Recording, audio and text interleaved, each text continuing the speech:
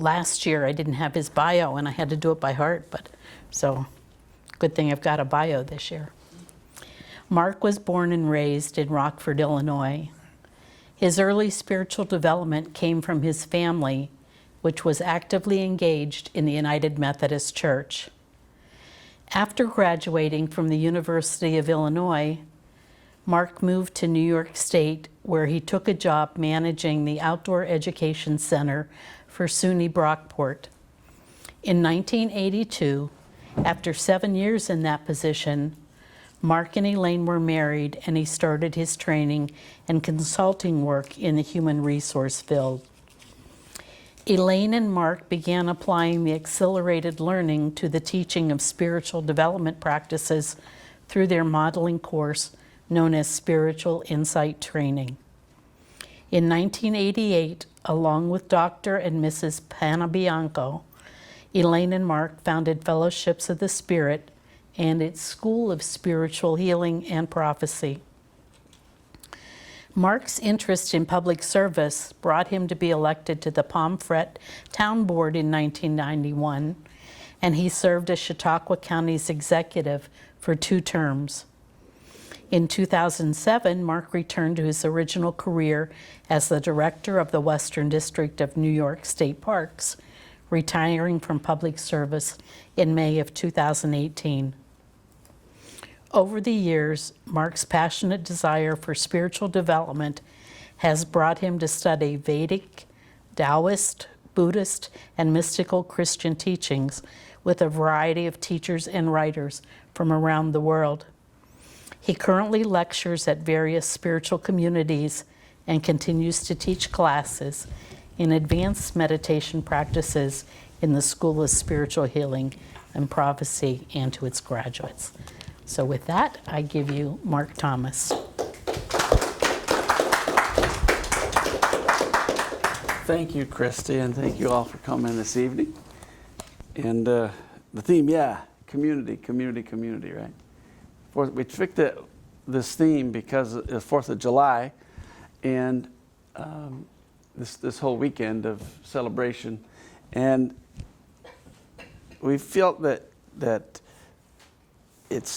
the topic lends itself to understanding that the building block of any nation is its communities. And from our perspective here at Fellowships, it's about the spiritual community that you build and that you maintain through time. And last time I was speaking was Memorial Day weekend, and I spoke about spiritual legacy, and I talked about the work of Reverend Wendling and Elaine in the picture here, and Elaine later in her life over there. And the legacy that both of those women left is why we're even sitting here this evening. Without the two of them and their work, their life's work, and their life blood they put into it, we wouldn't be here. We'd be somewhere else. We wouldn't be here. And so it's really a continuation of that particular talk that I'm going to go into this evening.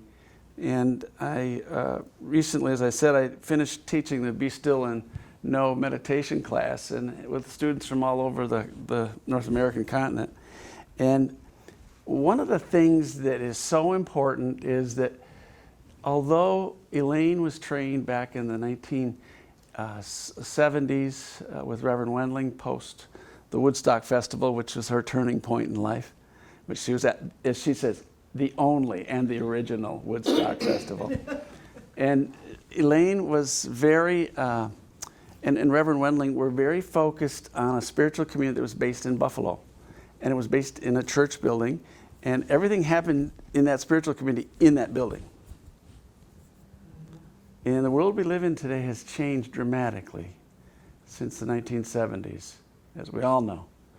And spiritual community is no longer bound by a church building, but it is by a much larger reality.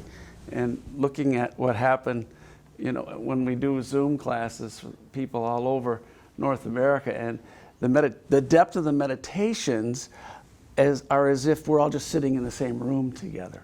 That consciousness does not know our boundaries that we place on space and on time. It transcends all of that. And so for folks all over the country to have profoundly deep meditations each of the 4 weeks that we were together, and to really feel connected to one another on a very deep level, but also on an interpersonal level in the conversations we had. It's a remarkable phenomena, and it really drives home the point that spiritual community anymore is not based in buildings, it's based in consciousness, it's based in spirit. And so the focus of my talk this evening is on our spiritual community, which transcends the boundaries of time and space. One of the things that was very influential in the formation of Fellowships of the Spirit, when Elaine and Dr. and Mrs. Panabianco were meeting and conceiving the structure of Fellowships of the Spirit, was that we wanted to create a dynamic that was echoed in the writings of a book that came out in 1980 by a woman named Marilyn Ferguson. It was called The Aquarian Conspiracy. Some of you may have read that book. It was a prophetic book. It was in its time, kind of certain ways ahead of its time. Marilyn Ferguson's work was a look into the future, a projection, but also it was taking stock of what was already happening in the world at that point. And there were some key points in the book. I'm not going to go in a lot of detail in the book, but there's some key points that influenced our formation of the fellowship, which I would like to talk a little bit about. One was focus on inner growth leading to outer change, was fundamental to the work that she wrote about. Blending Eastern and Western spirituality, which has taken major advancement since that time. It was going on then, but moved forward. The movements towards interconnectivity and informal networks. This woman was way ahead of her time. She was projecting that would be the way things were going to go. And a decentralized model of leadership emerging as hierarchical structures decline. It would be more about networks and interconnectivity and decentralization of authority, of structures, of all that kind of thing. So you look at 1980, it seems like forever ago in certain ways. And I think that book had a profound influence on both Elaine and myself, but also on the Panabiancos, Joe and Pat. And so when we created Fellowships of the Spirit, first of all, we created the name Fellowships, plural, as you can see. Not Fellowship of the Spirit, but Fellowships of the Spirit, because we envisioned a different reality which was based on some of the concepts that Marilyn Ferguson wrote about. In that what we wanted to do was have people come in and study, but go home. Go back to their communities and be a light in their communities. Bring the spiritual knowledge, the transformation, the beauty of what we had to offer out into the world versus all having it come in here and stay here. And that was key. So we called it Fellowships, plural of the Spirit. People have often said, why didn't you just call it fellowship? Because it wasn't a big enough word for what we envisioned. We saw a bigger picture. And that was a long time. It was back in the mid-'80s. And so this week, one of the things in preparing my talk I wanted to reference for you is, so you have some understanding, is over 37 years, we've had people go through our programs that are now out doing their ministry in the world. One of the other persons that influenced us greatly at the beginning was a guy named Fred Rogers of Mr. Rogers' Neighborhood on public television, children's program. And Fred, what most people didn't know is Fred Rogers was a Presbyterian minister, and that was his ministry. He never mentioned God once. He didn't God talk. He didn't have anything to do with that. But the concepts that Fred Rogers put forward were all very much spiritually grounded, spiritually connected concepts, teaching children many, many things that were about compassion, about inclusivity, about kindness, and you name it, exploring life, getting to know more and more. He would bring people in and then go out places. in the community, expose kids to zoos, to musicians, to folks in all walks of life, so that kids had an experience of more than what they might have just sitting in their own homes or in their own communities. So we looked at this from the standpoint of knowing that we had ordinations for students who, and predominantly, most people that came through the program were not going to become mediums or spiritual healers. We knew that. They were going to integrate these teachings into their life and utilize them on a day-to-day basis maybe, or on an occasional basis. It didn't matter. But that we knew that what we were after was a spiritual transformation in individuals, which led to them bringing more of their spirituality out into the community versus just something they were personally experiencing. So when I look back now, I look at where a lot of our people have gone, and this is just a short list of where some of our folks are. We have pastors that have gone and they've been invited to become the pastor of churches, of spiritualist churches. Some of them were created. Some of them, they were asked to take over as the pastor of churches. That goes without saying with ordained people. But we have people that served unity churches as pastors. We have people that have served as science of mind pastors. And these are all over the country. They've gone on to lead congregations because that's what they were drawn to do. But in addition, we've had a number of folks that have been chaplains in hospitals and in hospice.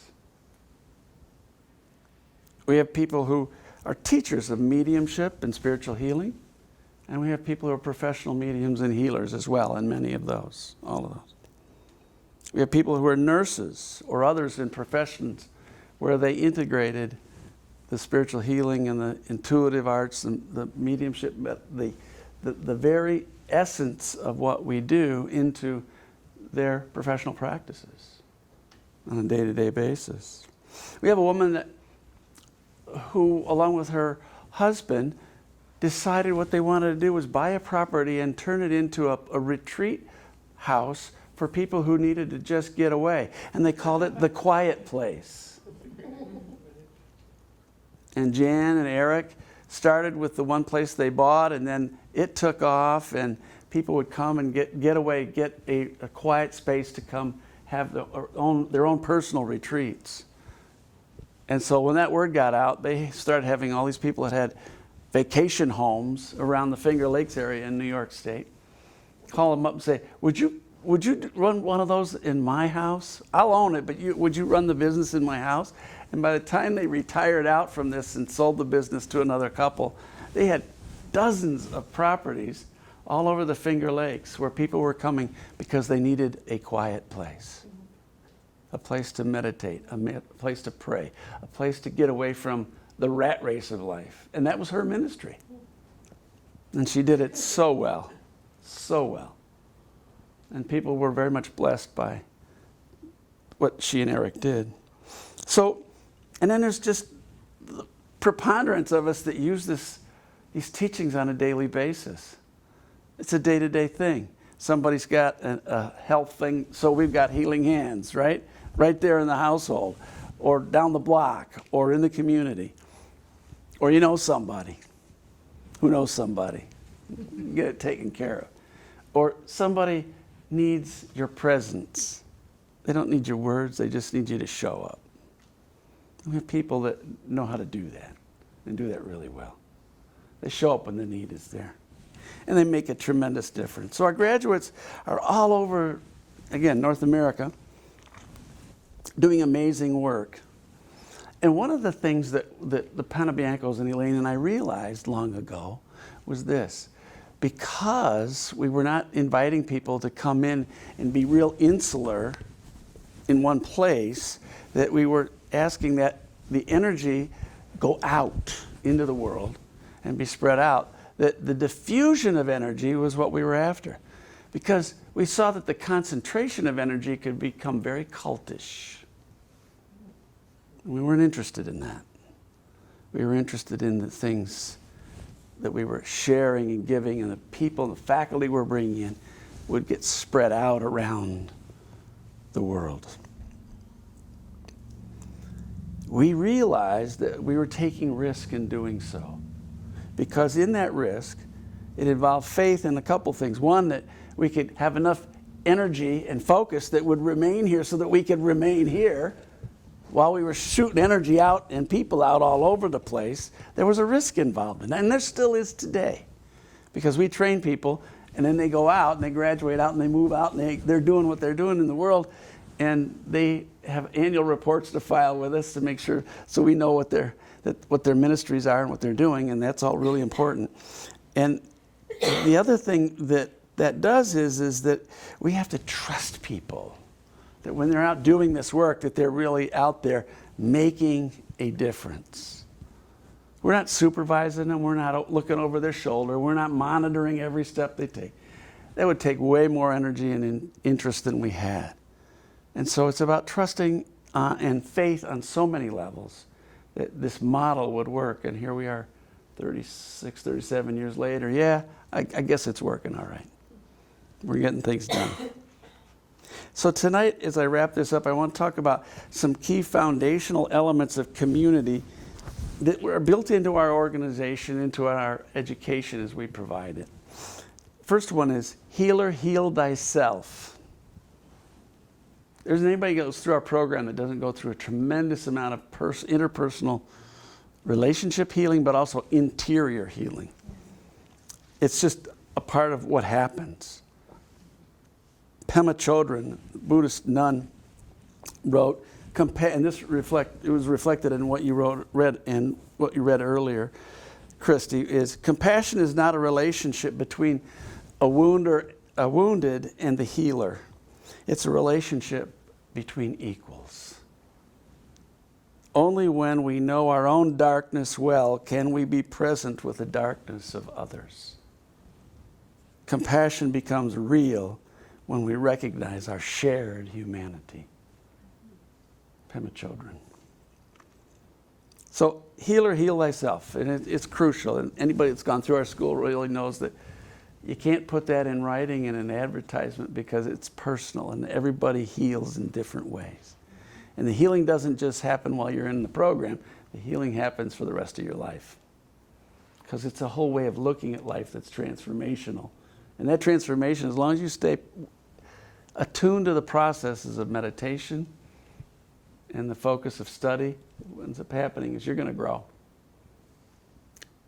Second one is community happens by focus on what is given, not what one gets. We live in a world which is all about me, me, me, me, me, me, me. And as a result, what we're doing in the program here is antithetical to today's me, me, me lifestyle. It's not about you as an individual, it's about us, and we're all in this together. And we're going to rise and fall together, or fall together as a nation, as a world. And we have to be focused on the giving and the service that we do in the community.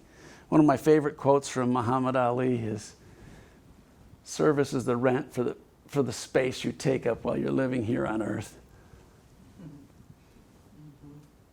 That's the rent you pay for the space you take up. And the third thing is learning is a lifelong process. When you stop learning, you start dying. You start checking out of here. Reverend Wendling, Elaine's teacher, who I had the pleasure of meeting when she was 100 years old.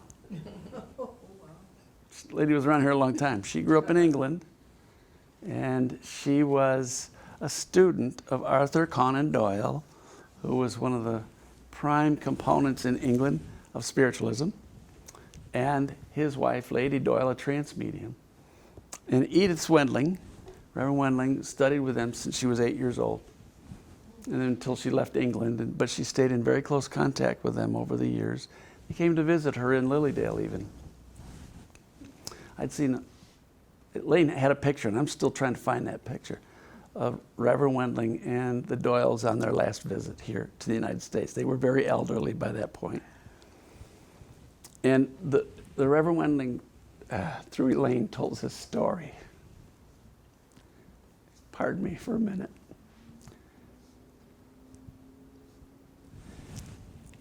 And Reverend Wendling was a very amazing person, but she said when the Doyles were leaving, he put his hands on her shoulders. And he said to her, Edith, promise me you will always be a student. There was a tall, tall ask from her first and prime teacher. Always be a student. And she was.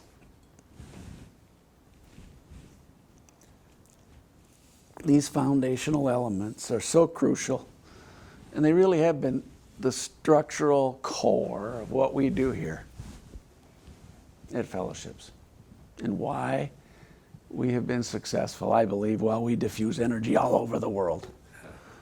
While we kick the energy out of here, we instill in our students and we instill in ourselves, heal thyself, O healer.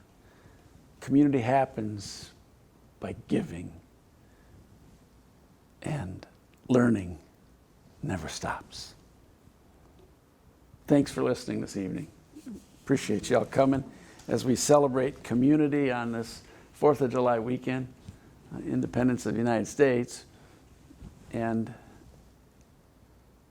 taking a look at freedom, not from the standpoint of a political thing, but freedom as a consciousness thing, which goes way beyond anything material, and is about how, as Marilyn Ferguson prophesied, getting the energy out into the world without the old structures, and having the faith and the trust to make sure that that's exactly what happens. And that's up to each and every one of us. God bless you. Have a lovely evening.